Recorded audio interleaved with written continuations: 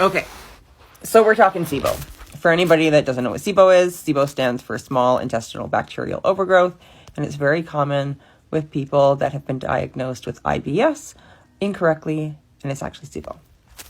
Okay, so it's complicated. Okay, so the first time that I read a blog and learned what SIBO was, I was like, oh my God, like I have that. I have SIBO. I 100% have SIBO, no doubt about it. And so I went to my doctor, my GP, and I asked her if I could be tested for SIBO. And she was like, see what? And I was like, SIBO, small intestinal bacterial overgrowth. And she's like, I've never heard of that. And I said, okay, well, can you put a referral into a gastroenterologist for me?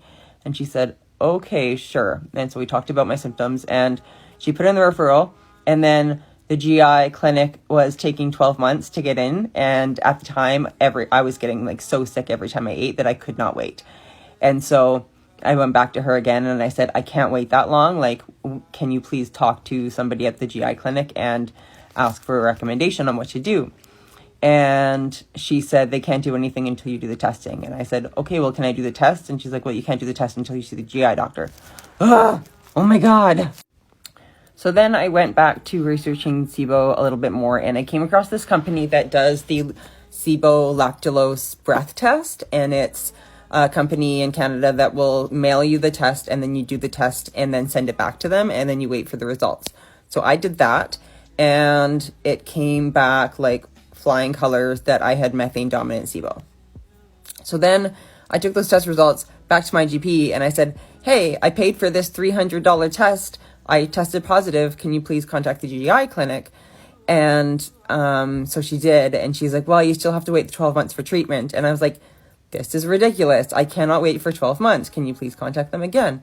And then she went back to the GI clinic, and then they came back and said, okay, we recommend doing a round of rifaximin. And then I questioned that, and I said, well, it's because I have methane dominant SIBO, I really should be doing rifaximin and neomycin based on my research. Can you ask them about it?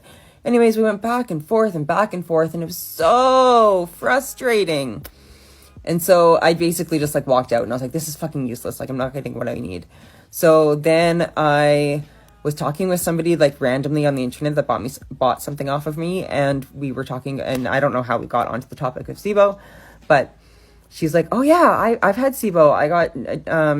I got treated by this naturopathic doctor, and life is great now. Like, I got rid of my SIBO. I'm running out of time. I'm going to have to do another video.